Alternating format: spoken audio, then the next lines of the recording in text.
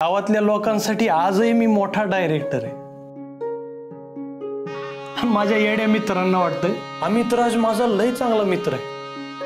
मी तिथं गेल्यानंतर अमितराज माझ्याकडे येईल, अरे काय राजा कसा आहेस, मला कडकडून भेटल असं वाटतंय माझ्या दोस्तांना, म्हणून सगळे तिकडे गेले।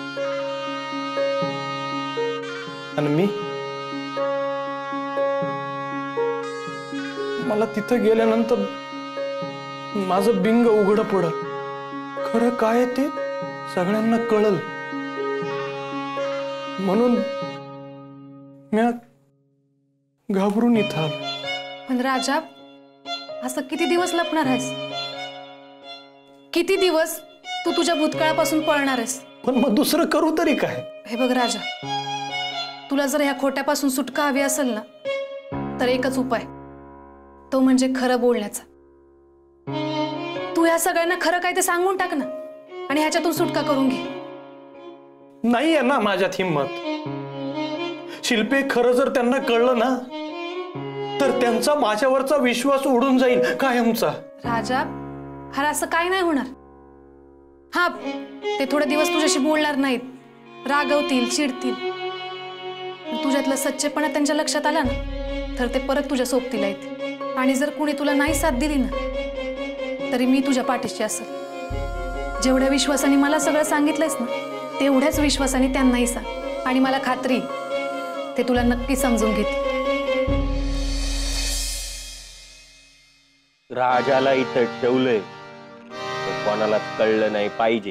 दादा तुम्ही काळजी करू नका, कुणालाच नाही कळणार। मी फक्त ग्रुपवर टाकले, कुणाला सांगू नका। कोणाला सांगू नका? हा, ग्रुपचं नाव आहे, कुणाला सांगू नका।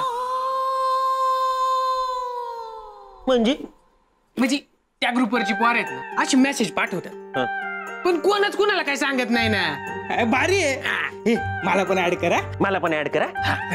भांगार आधी डिलीट करतो ग्रुप, भांगार ग्रुप आहे, कुणाला सांगू नका।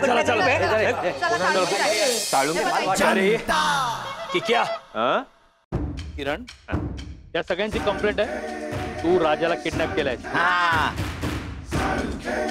बघितलं का डिपार्टमेंट काय बोलले? यांनी कंप्लेंट केली आहे की तुम्ही राजाला किडनॅप केले म्हणून। अरे वांडरा, ते मलाही माहितीये। ओ डिपार्टमेंट, मी साधं माझं टमरेल उचलत नाही, राजाला कशाला उचलू का? आवाज कुठून आला?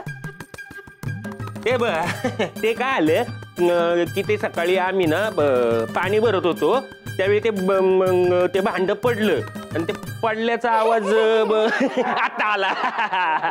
पूर्ण एपिसोड पाहण्यासाठी आत्ताच डाउनलोड करा अल्ट्रा झकास मराठी OTT ऍप।